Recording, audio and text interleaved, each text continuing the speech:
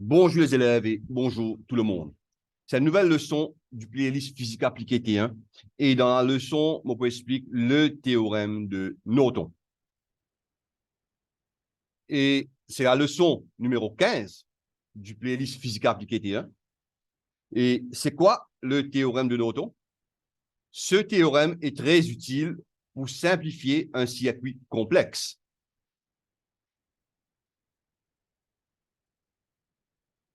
Ce théorème est très utile pour simplifier un circuit complexe. Il est similaire, mais il n'est pas pareil, et aussi efficace que le théorème de Thévenin. On explique le théorème de Thévenin dans la leçon numéro 14. Principe, si moyennant un circuit complexe, ok, ça c'est le circuit complexe, ok, et non, une résistance, une source de tension, et une source de courant, et les autres dispositifs. Alors, et puis, moyennant deux bornes qui sont outils pour alimenter une résistance qui m'appelle résistance de la charge. En anglais, dans mon livre anglais, parfois, je vous trouve RL. RL veut dire R load en anglais. En français, nous a dit EAC. Et on doit trouver le courant dans EAC. Comment faire? Bon, bien sûr, nous avons le théorème de Thévenin, nous avons technique de superposition, nous avons conversion de la source qui marchait dans certains cas. OK? Nous avons technique de résistance équivalente, etc. Et c'est ça qu'ils m'ont dit là. Maintenant, on a plusieurs options, différentes techniques. Ici, dans la leçon, on traitera ce type de problème par le théorème de Norton. Première étape, nous séparons RC du circuit complexe. Ça veut dire, je prends RC, là, je sectionne, je élimine. OK? Et là, je pourrais faire une affaire comme ça. OK? Et le circuit complexe avec les bornes A et B. Et là, je fais un court-circuit. Je fais un court-circuit. Et rappelle que l'ampèremètre, idéalement,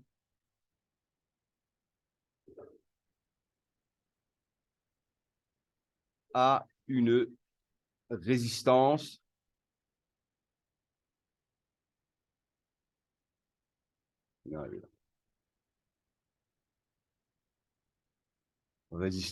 de 0 ohm.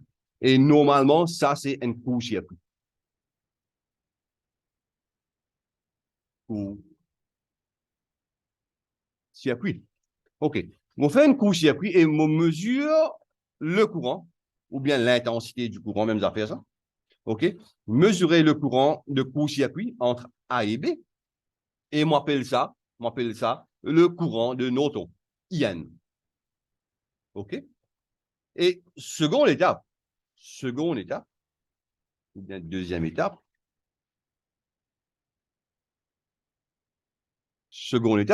nous éliminons toutes les sources. Et élimination des sources, nous finissons en prendre ça, c'est nous ouvrir toute une source de courant et nous court-circuitons toutes les sources de tension. C'est ça, élimination des sources. Et mesurer la résistance entre les bornes A et B. Ça veut dire, on élimine les sources. Ça veut dire, ici, là, on fait un circuit ouvert, pour ça maintenant. Et ici, on fait un court-circuit, OK? Et on mesure la résistance. Et la valeur mesurée, c'est la résistance de Norton. Mais notez que la résistance de Norton, il paraît comment la résistance de Thévenin. Nous aussi avons le même principe pour gagner sa valeur-là. OK? Et là, la troisième étape, je dessiner le circuit équivalent de Norton. Et mon fini calcul, ou bien mon mesurer, calculer ou mesurer IN, et mon calculer ou bien mesurer EN. Dans les questions, normalement, nous pouvons calculer. OK? Et là, je prends mon IN. Voilà. Là. Et je mets en parallèle avec EN. Là. et puis A et B, là. Et ça, c'est le circuit équivalent. OK? Et puis, là, on met la résistance de la charge, OK, et AC. Et il demande, moi, trouve le courant I. Et par la loi de diviseur de courant, I égale à IN, sa courant-là, multiplié par sa résistance-là, et divisé par total EAN plus EAC. OK? Et là, on gagne le courant I. Et c'est tout ce qu'il y a à savoir sur le théorème de Norton. OK? Et là, moi, on a une petite définition. Le théorème de Norton pour les réseaux électriques établit que tout circuit linéaire est équivalent à une source de courant idéale en parallèle avec une simple résistance EAN. C'est ce que nous trouvons là. Le courant de Norton et le courant entre les bornes de la charge lorsque celle-ci est court-circuitée, ce qui nous trouvons ici, IN, nous court-circuite les bornes de la charge, et la résistance de Norton est celle mesurée entre les bornes de la charge lorsque toutes les sources sont rendues inactives, nous éliminons, en court-circuitant les sources de tension et en débranchant les sources de courant. OK? Ça veut dire, nous faisons un circuit ouvert. OK? Et là, on a une petite représentation. OK? Et là, important, et un auton, égale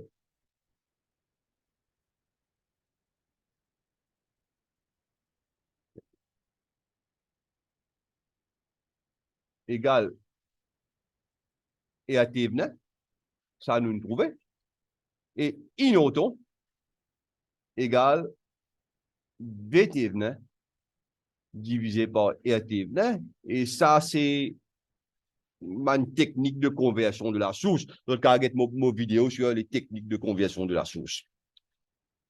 Et là, nous avons un petit l'histoire, et c'est Monsieur Edward Lowry Norton, et il est né en 1898, et il est décédé en 1983, et il travaille pour Bell Labs, et son travail, c'est le théorème de Norton.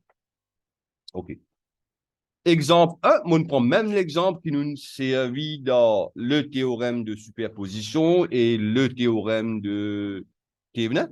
OK? Moi, dans N circuit, et moi, une source de courant 1 ampère, source de courant 3 ampères, source de tension 4 volts. Et motivisé mettre une flèche là. OK? Et puis, moi, mon besoin trouve le courant dans la résistance de 1 ohm dans le circuit ci-dessus en utilisant le théorème de Norton. Et là, besoin comprend une affaire. Quand il demande nous servir le théorème de Norton, nous servir le théorème de Norton. Nous pas servir le théorème de Thévenin et là, nous servir sa relation-là pour nous gagner un équivalent de Norton. Non. Nous servir le théorème de Norton, nous rôde le courant de court-circuit. OK? Nous pas la tension en circuit ouvert et puis là, nous divise par la résistance. Non, il n'est pas comme ça. OK? Nous rôde le courant de court-circuit. Voilà. Première étape, trouver le courant de Norton. Sectionner la résistance de 1 ohm et court-circuiter les bornes A et B. OK, ça veut dire que je court-circuite ça. Et je gagne une affaire comme ça. Et là, moi, j'ai 1 ampère. Là, moi, j'ai 3 ampères. Et ici, 1 ampère, il faut plus 3 ampères, moi, j'ai 4 ampères. Ça, 4 ampères là, il vous passe là. OK? Il vous passe là. Et puis, ici, il vous rediviser. Moi, il y a 3 ampères vous passe là. Parce que ça, 3 ampères, pareil comme ça. Et 1 ampère là, vous passe là. Parce que 1 ampère là, il vient retourner là. Ça, 1 ampère là, il vient retourner là. Pour lui venir là-haut, là-bas. Bon, on explique ça un coup.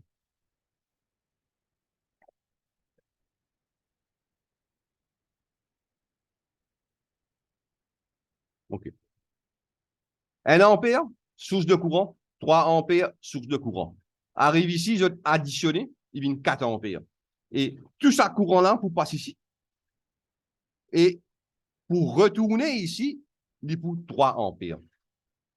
OK? Et ça, 1 ampère, ça 4 ampères là, moins 3 ampères pour rester 1 ampère qui vous passe là. Et ça, il vous retourne vers la source de courant de 1 ampère. OK? Et maintenant, ici, là, IN n'est pas seulement, IN n'est pas seulement 4 ampères, mais N IN égale à 4 ampères plus le courant généré par la source de tension de 4 volts. Et mon un courant qui est généré par la source de tension de 4 volts. Là, et mon besoin mettre la flèche qui m'en a raté. OK? Moi, une source de tension de 4 volts, moi, un courant qui est généré là. Et ça courant-là, moi, appelle ça IN. IN. Et I1 est égal à, ça courant-là, moi, appelle ça I1, sa source de tension, le courant généré par la source de tension de 4 volts, on l'appelle I1. Et I1 égale à 4 volts divisé par 3 ohms. C'est dans sa maille-là. OK? Et dans sa maille-là. Et I1 est égal à 4 volts divisé par 3 ohms. Là, mon gain est 4 ampères, plus 4 sur 3, et mon gain 16 sur 3 ampères.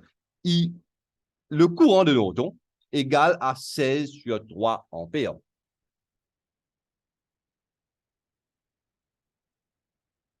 Seconde étape, trouver la résistance de Norton.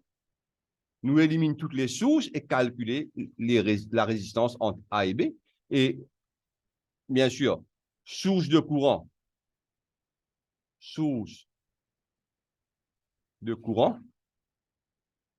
débranché, circuit ouvert. Mêmes affaires ici, source de courant, circuit ouvert. Et ici, court-circuit. Et si je mets un ohmmètre entre A et B, la résistance qui m'a gagné, mesurer, c'est ça. Et celle-là, c'est résistance, morte. Parce qu'il n'est pas connecté entre les deux bornes. Ça veut dire la résistance de Norton égale à 3 ohms. Et troisième étape, nous dessiner le circuit équivalent de Norton. Et il est là, pour prendre mon courant, 16 sur 3 ampères. Bien sûr, on verra ça à chaque coup, dans sa direction-là. Et avec une résistance en parallèle de 3 ohms, ça. Et puis, ça, c'est A et B. Et puis, moyennant la résistance de la charge,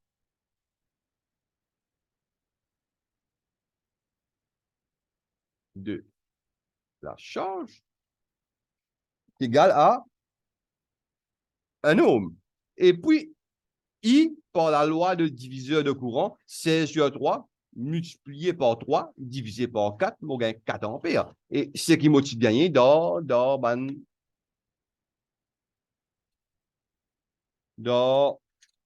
ma vidéo précédente. OK? Et là, maintenant, moi, tu peux ouvrir ça. On va regarder. Notons exemple.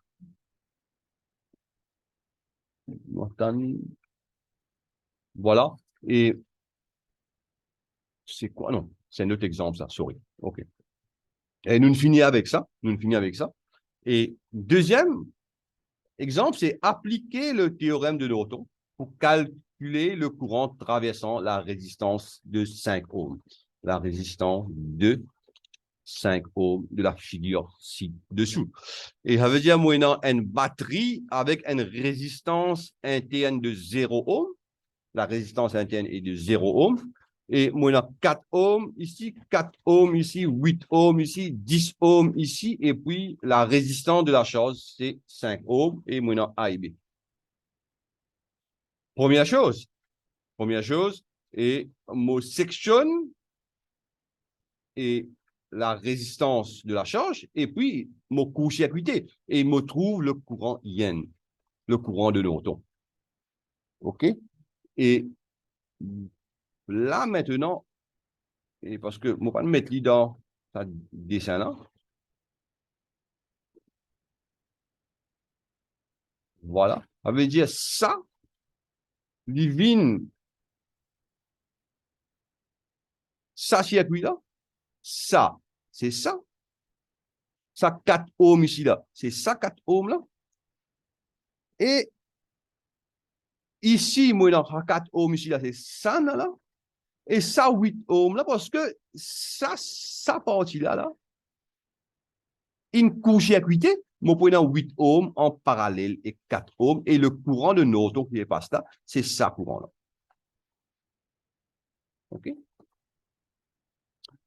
La résistance de 10 ohms a été court-circuitée. OK? Ça veut dire elle a été éliminée. OK? Et il y a là la résistance totale, une série technique de la résistance équivalente. La résistance totale, c'est 4 ohms plus en série avec 4 ohms en parallèle avec 8 ohms.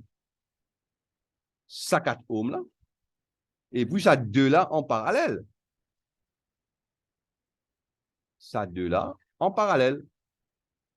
Et là, moi, gain 4 ohms, ça. OK? Et ça, c'est 4 fois 8 divisé par 4 plus 8. Et moi, gain 4 plus 32 sur 12. Moi, gain 4 plus 8 sur 3. Moi, gain 20 sur 3 ohms. Et là, le courant de Norton. Le courant de Norton, c'est 20. Nous servit, non, le courant I, pardon, le courant I, courant total, qui peut sortir ici, de la source de tension 20 volts. Le courant total, c'est 20 divisé par la résistance totale. 20 divisé par 20 sur 3, qui est égal à 3 ampères. Qui est égal à 3 ampères. Et le courant de Norton, par la loi de diviseur de courant, c'est 3 fois 4 divisé par 4 plus 8. 3 fois 4 divisé par 12, on gagne 1 ampère. OK. Et c'est ça qui...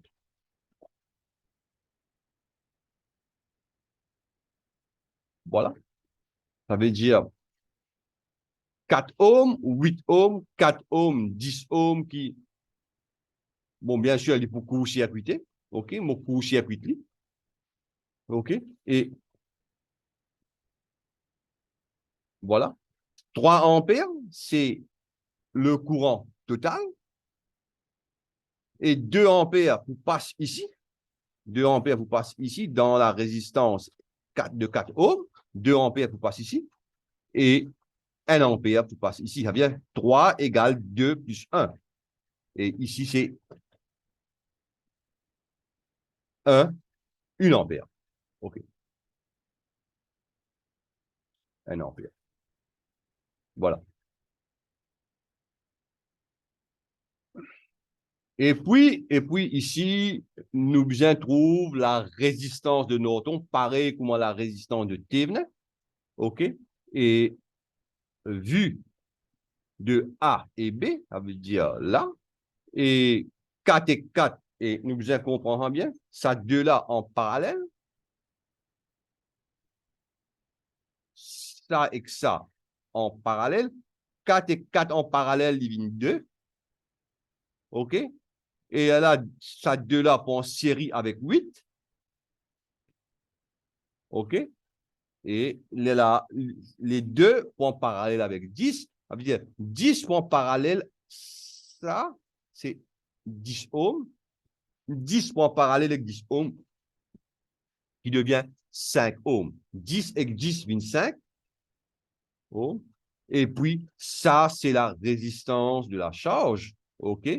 Et le courant dans la charge, si ça, c'est 1 ampère. OK? Si ici, c'est le courant de Norton, c'est 1 ampère. Et ça, c'est 1 ampère.